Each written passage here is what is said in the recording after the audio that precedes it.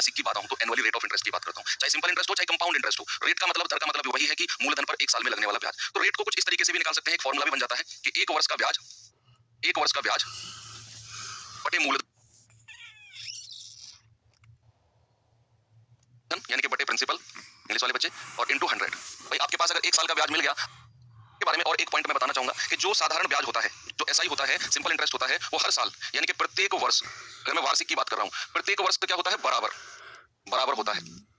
इतनी बात आपने समझी होगी कि हर साल बराबर होता है जो साधारण ब्याज होता है। सपोज अगर मैं आपसे कहता हूं सिंपल इंटरेस्ट के बारे में कि भाई मेरा जो रेट ऑफ इंटरेस्ट है ना, जो रेट ऑफ इंटरेस्ट है, ब्याज की दर है, सपोज वो 10% है, तो इस बात से आप क्या समझे कि रेट ऑफ इंटरेस्ट क्या है, 10%, और इस बात से हम समझे कि हर साल मुझे 10% ब्याज मिलेगा। क्या बचे, हर साल मुझे 10%, 10% इंटरेस्ट मिलेगा। और अगर मैं बात कर दूं सिंपल इंटरेस्ट की, तो अब इसमें एक लाइन और जोड़ दो कि हर साल मुझे 10% ब्याज तो मिलेगा, एक साल का ब्याज मुझे 10% मिलेगा, लेकिन अगर मैंने साधारण ब्याज की बात कर दी ना, तो मुझे हर साल 10% मिलेगा। ये बात फिक्स हो गई। पहले तो मैंने रेट दिया आपको 10%, तो आपने दिमाग में सेट कर लिया एक साल का ब्याज ही रेट होता है, लेकिन जैसे ही मैंने सिंपल इंटरेस्ट लिखा, अब आपने इस बात पे दस्तखत साइन कर दिए कि हर साल ही 10% मिलना है, हर साल 10% मिलना है। सपोज अगर मैंने आपसे बोला कि भाई जो टाइम है ना वो 3 साल है, टाइम क्या है बच्चे, 3 साल, तो अगर 10% एनुअली यानी कि वार्षिक 10% है, एक साल का 10% ब्याज है, तो 3 साल का कितना हो जाएगा? आप क्या मुझे बता सकते हैं कि 3 साल का ब्याज आपका जो एसआई है कितना हो जाएगा? परसेंट में ही बताओ, परसेंट में ही बताओ। आप कहेंगे कि सर अगर आपने ये बोला ना कि एसआई है तो हर साल बराबर लगेगा, तो अगर पहली साल 10% है तो 3 साल का ब्याज कितना हो जाएगा? 3 से मल्टीप्लाई कर दो सर, 30% ब्याज हो जाएगा।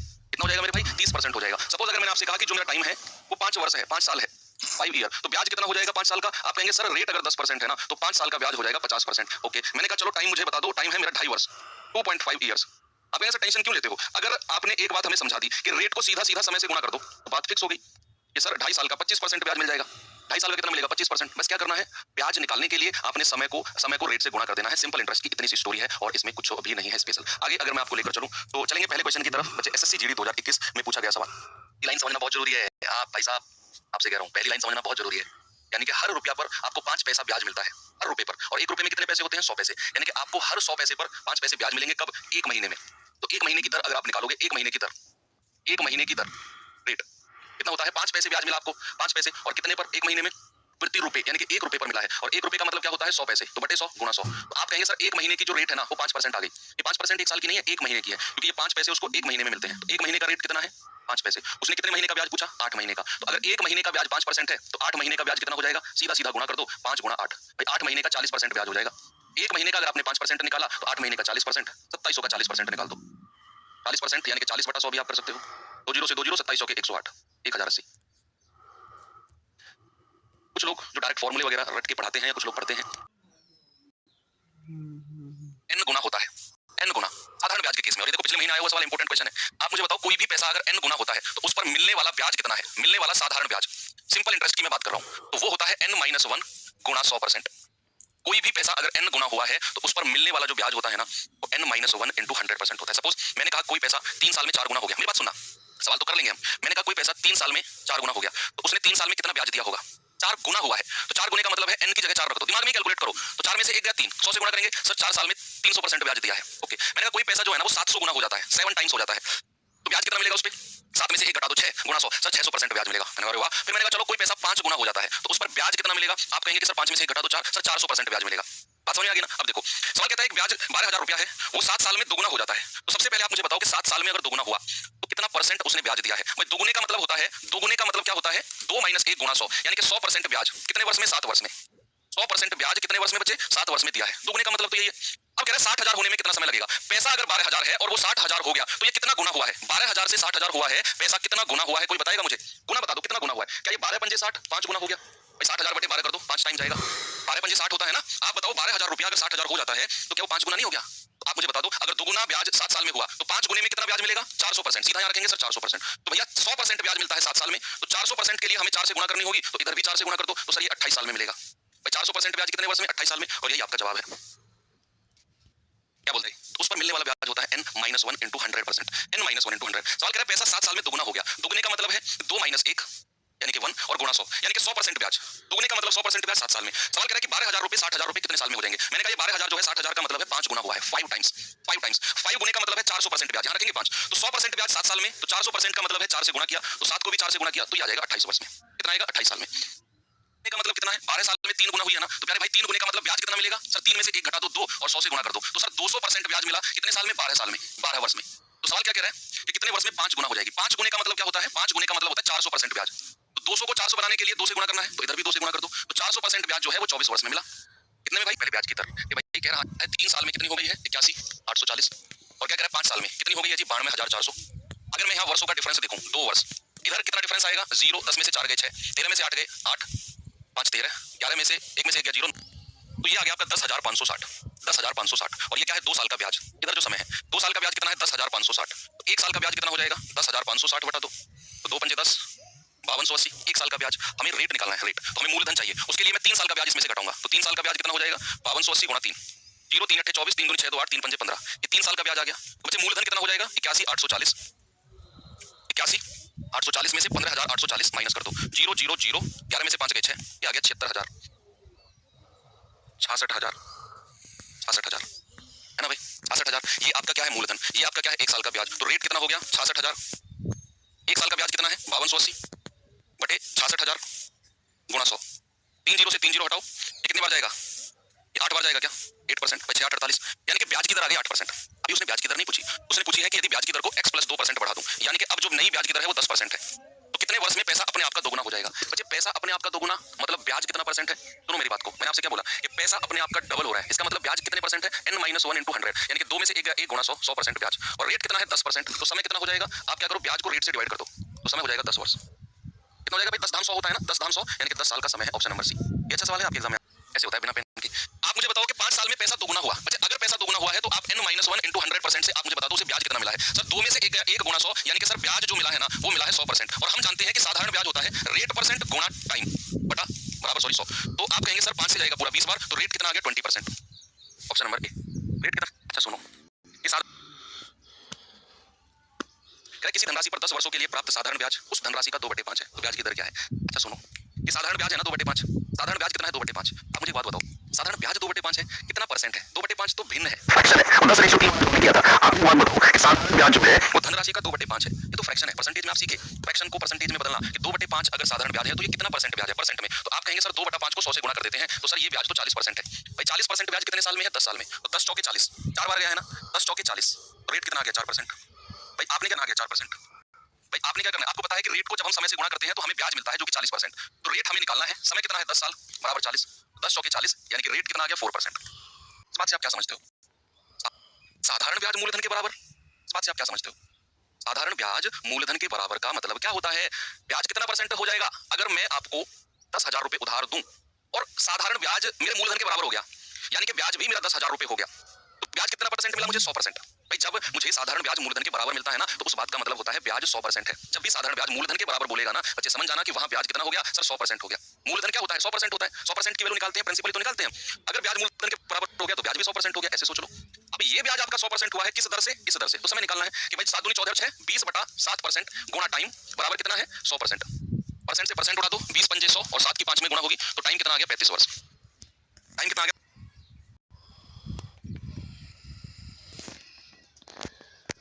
धनराशि इतने वर्ष में 69/50 हो जाती है। देखो यहाँ ये 69/50 ब्याज नहीं दिया हुआ, ये कह रहा है वो धनराशि इतना हो जाती है, इतना हो जाती है, यानी कि ये मिश्र धन है, अमाउंट है ये 69/50। अगर मैं इसे परसेंटेज में बदलूंगा तो क्या मैं ऐसे बोलूंगा 100 से गुणा कर दो, 50 दूनी 100, यानी कि 138%। 138% क्या है भाई? ये तो अमाउंट है। अगर मैं ब्याज आपसे पूछूं कि ब्याज कितना होगा, 138% क्या है बच्चे? ये तो अमाउंट है, क्योंकि सवाल ने बोला कि धनराशि इतने वर्ष में स्वयं का अपने आप का इतना गुना हो जाती है। जब ये वर्ड दिखे ना हो जाती है, मतलब वो अमाउंट की बात कर रहा है। आपने कोई बात नहीं, आपने 69/50 को बदल दिया परसेंट में, तो हमें पता चला कि ये तो सर 138% है अमाउंट। तो ब्याज कितना परसेंट है फिर? इसमें से 100% मूलधन घटा दो। भाई 138 में से क्या घटा दो? मूलधन, जो कि 100% होता है। तो आपका जवाब कितना आएगा? सर 38% ब्याज है। 100% से जितना भी ऊपर जाता है वही ब्याज होता है। 38% ब्याज कितने वर्ष में? 19/5 वर्ष में। तो रेट कितना आ गया? डिवाइड कर दो, 38/19 और 5 ऊपर चला जाएगा, तो 19 दूनी 38 और 2 दूनी 19/5 है ना, 5 आएगा, और 5 दूनी 10%। आपका आंसर आ गया ऑप्शन नंबर। कितने वर्ष में कोई धनराशि 30% वार्षिक साधारण ब्याज की दर से स्वयं का 16 गुना हो जाएगी? 16 गुना है, 16 गुना अगर हुई है तो ब्याज कितना मिलेगा? 16 में से 1 घटाओ 15, और 15 को 100 से गुणा कर दो, तो ब्याज कितना मिल गया? ब्याज मिल गया जी 1500%, और 1500% ब्याज है 30% के हिसाब से। समय कितना लगेगा? 1500 बटा 30 कर दो, आप कहेंगे 3 पंजे 15, सर 50 साल लग जाएंगे, 50 ईयर्स बन गए, यानी कि 100% ब्याज 7 साल में। क्या कह रहा है? 4 गुना। 4 गुने का मतलब ब्याज है भाई 4 में से 1 घटाओ और गुणा 100, 300% ब्याज। तो 100 को 300 बनाने के लिए 3 से गुणा करना पड़ा, तो इधर भी 3 से गुणा करना पड़ेगा। तो 300% ब्याज कितने साल में? 21 साल में, 21 ईयर्स। एक को तो देना है 5% के ब्याज पर, दूसरे को देना है 13% के ब्याज पर। और टोटल दोनों से मिलाकर एक साल में हमें क्या मिलेगा, 62 रुपए ब्याज टोटल 600 रुपए पे 5% और 13% दोनों को मिलाकर कंबाइंड अलग अलग ब्याज मैं इनका निकालूंगा, फिर जब मैं उसको जोड़ूंगा ना तो मुझे एक साल में टोटल 62 रुपए मिलेगा। इस तरह के सवालों को आपने करना है एलिगेशन से कि भाई एक हिस्सा 5% पे दिया गया, दूसरा हिस्सा 13% पे दिया गया और टोटल रुपए कितने हैं 600 और टोटल ब्याज कितना मिला है 62 रुपए, तो टोटल ब्याज की दर कितनी है बस ये आपने निकालना होता है इस तरह के सवालों में, क्योंकि 5% 13% तो दो हिस्से दिए हुए हैं, दोनों हिस्सों को मिलाकर टोटल ब्याज की दर, टोटल रेट ऑफ इंटरेस्ट, कुल ब्याज की दर हमें पता है एक साल का ब्याज होता है 62। मान लो अगर यहाँ 2 साल का दिया होता कि उसने टोटल 2 साल में 62 रुपए कमाए तो फिर भी मैं एक साल का ब्याज निकालता, क्यों? क्योंकि मुझे पता है कि जब मैं रेट ऑफ इंटरेस्ट में ब्याज की दर निकालने जाऊंगा ना तो वो क्या होता है एक साल का ब्याज बटे मूलधन गुणा 100, है ना। तो यहाँ तो मेरी किस्मत अच्छी है कि मुझे एक साल का ही ब्याज 62 रुपए दिया हुआ है, कई सवाल में देगा कि 3 साल में इतना कमा दिया, तो वहां भी आपको एक साल का निकालना है कि एक साल में कितना कमाया होगा बटा मूलधन गुणा 100। तो अगर मैं यहाँ से रेट निकालने जाऊंगा ओवरऑल, मैं क्या करूंगा बच्चे, ओवरऑल रेट मैं निकालने जा रहा हूं, तो एक साल का ब्याज है 62, मूलधन कितना है 600 रुपए और इंटू 100, तो ओवरऑल रेट ऑफ इंटरेस्ट कितना आ गया 62 बटे 6%। ऐसे रहने दो इसको, कोई बात नहीं, ये ओवरऑल रेट ऑफ इंटरेस्ट आ गया ओवरऑल पूरी धनराशि पर। बस ध्यान रखना कि आपको एक साल का ही ब्याज चाहिए बटा मूलधन गुणा 100, तो एक तरफ 5% को रखो, एक तरफ 13% को रखो और सेंटर में रखना है 62 बटे 6% को। अब चूंकि आप एलिगेशन चैप्टर पढ़ चुके हैं तो आप जानते हैं कि तीनों को अगर मैं 6 से गुणा कर दूं बात बन जाएगी, ये हो जाएगा 78, ये हो जाएगा 30, ये बचेगा 62, घटाएंगे आएगा 32,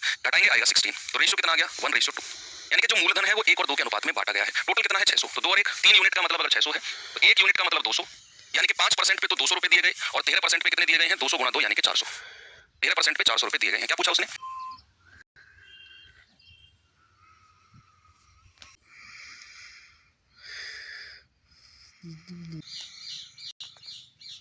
बढ़ती ब्याज, ये सवाल अच्छा है, सच में अच्छा सवाल है, सामने बनने लायक सवाल है। सबसे पहले तो हमें वो धनराशि जिसके बारे में उसने बोला कि 1/2 भाग इतने पे 2/5 भाग इतने पे, वो धनराशि को कुछ मानना है हमको, सपोज वो जो प्रिंसिपल है ना वो कुछ है, वो कुछ है तो वो धनराशि कुछ मानेंगे हम। कैसे मानेंगे, आप क्या करो 1/2 और 2/5 भाग उसने बोला है ना, इन दोनों का एलसीएम ले लो, 5 दूनी 10। आप मान लो कि वो धनराशि जो है ना वो धनराशि आपकी 10 यूनिट है या 10 आर कह दो, 10 आर मान लो, ये क्या है मूलधन, मैंने मान लिया मूलधन है, प्रिंसिपल है माना। अब कह रहा है इसका 1/2 हिस्सा, तो 1/2 हिस्सा कितना होता है 5। अब कह रहा जो शेष बच गया भाई, अगर मैं 10 में से 5 हिस्सा इधर कर दूं तो 5 आर बचेगा। कह रहा इसका भी शेष राशि का 2/5 भाग, इसका भी 2/5 निकालना जरा, ये आ जाएगा 2 आर, और अब जो शेष बच गया लास्ट में 5 में से अगर 2 गया है तो बचा कितना है 3 आर। पहले आपने हिस्सों को बांट लिया, कौन सा हिस्सा कितने परसेंट ब्याज पे गया है वो बात की बात है, पहले आपने हिस्सों को बांट लिया। अब कह रहा जो 1/2 हिस्सा है ना वो गया है 20% ब्याज पे, गुणा कर दो सीधा सीधा 20% से। जो शेष राशि का 2/5 है वो 25% पे, तो शेष राशि का 2/5 25 से सीधा सीधा गुणा कर दो, और जो लास्ट में शेष बच गया है वो 10% पे, सीधा सीधा 10% से गुणा कर दो, तो ये आ गया 30% ऑफ आर, ये आ गया 50% ऑफ आर, और ये आ गया 100% ऑफ आर। कितना आ गया 100% ऑफ आर। अब हमें तो 2 साल का ब्याज 360 दिया हुआ है, बच्चे 1 वर्ष का कितना हो जाएगा, क्योंकि मैंने जो कैलकुलेशन की है वो 1 साल की है उधर सर 180, ये 2 साल का 360 रुपए है ब्याज, लेकिन हम जो रेट ऑफ इंटरेस्ट से गुणा कर रहे हैं, रेट ऑफ इंटरेस्ट होता है 1 साल का, 1 साल का होता है ना, तो आप इन सबको जोड़ दो, ये हो जाएगा 180% ऑफ आर बराबर कितना है 180, तो 180 से 180 गया, आर कितना आ गया 100, और आर अगर 100 आया तो धनराशि कितनी मान के चले थे हम 10 आर, तो 10 आर कितना हो जाएगा 100 गुणा 10 यानी कि 1000, वैल्यू ऑफ एक्स। सबसे पहले उसने बोला है ए ने 2x/3 मूलधन है, दर कितनी है 7.5 और गुणा समय कितना है 2, तो कितना परसेंट ब्याज मिला उसको भाई, ये जाएगा आपका 2x/3 और 7.5 को 2 से गुणा करेंगे 15, तो 3 पंजे 15 और आप कहेंगे 5 दूनी 10x%, इसको ब्याज मिला है 10x%। पहले वाले को मैंने क्या किया, मूलधन गुणा दर गुणा समय कर दिया है ना भैया, तो ये मैंने किया तो मुझे मिला 10x%। ये एक ही कहानी है। मैं बी की बात अगर करता हूं तो बी ने कितना पैसा दिया है x/3 मूलधन है, 5% का रेट है और समय कितना है उसका 3 साल, तो इसको कितना ब्याज मिला है 5x%, इसको कितना मिला मेरे भाई 5x%। अब सवाल क्या कहता है, सवाल कहता है कि इन दोनों का डिफरेंस 600 रुपए है, बोला ना कि 600 रुपए अधिक है, तो इन दोनों का अंतर कितना है 5% आ गया भाई डिफरेंस, तो 5% जो अंतर है वो 600 रुपए के बराबर है। तो यहाँ से आप क्या करो 5% x, सॉरी, तो 5/100 और गुणा x बराबर कितना, ये तो 5 से जाएगा 120 बार और 100 की गुणा उधर कर दो, तो x कितना आ गया 12,000, यानी कि ये मेरा x की वैल्यू आ गई 12,000 रुपए। अब सवाल ने बोला है कि 7x/3 कोई धनराशि है, 7x/3 कितना हो जाएगा 7/3 गुणा 12,000, 3 चौके 12, 7 चौके 28,000 रुपए की कोई धनराशि है, और 28,000 रुपए की धनराशि, समय कितना है 3 साल, ब्याज कितना है 15 और बटे 100, ये ब्याज आपसे पूछा है कितना हो जाएगा, ये आपसे पूछा है। मूलधन गुणा दर गुणा समय बटे 100 हमने कर दिया, आप लोगों का आंसर भी आ रहा है 12,600। चलो देखते हैं भाई, 2 जीरो से 2 जीरो गया, ये जाएगा 28 84 840 गुणा 15, 15 0 0 15 चौके 60, 15 8 120 और 6 126, 12,600। ऑप्शन नंबर 3 मेरा बिल्कुल ठीक है। 5,000 उसका ब्याज अगर मैं निकालूं तो मूलधन गुणा दर कितनी है हमें नहीं पता, और समय कितना है 2 साल बटा 100 प्लस मयूर को उसने कितना पैसा दिया है 8,000 रुपया, समय कितना है 3 साल, और मयूर को भी उसी रेट से दिया है समान दर से जिस दर से उसने राम को दिया है, और बटा 100, और दोनों से मिलाकर जो ब्याज मिला है वो किसके बराबर है 1700 के। बस आर की ही तो वैल्यू निकालनी है यहाँ से, 2 जीरो से 2 जीरो गया, कितना जाएगा 100 आर निवेश करता है, यदि प्रत्येक योजना की परिपक्वता पर उसे समान ब्याज मिलता है, देखो ये भी सेम क्वेश्चन है, यहाँ भी ब्याज इक्वल मिल रहा है, तो निवेशित धनराशियों का अनुपात कितना होगा, हमें नहीं पता कितना कितना पैसा उसने निवेश किया, मैंने मान लिया ए बी और सी, ये उसका इन्वेस्टमेंट है, ये उसका निवेश है, इस पर दिया है 10%, इस पर दिया है 12% और इस पर दिया है 15%, इसका समय है 6 साल, इसका समय है 10 साल और इसका समय है 12 साल। सवाल करें कि परिपक्व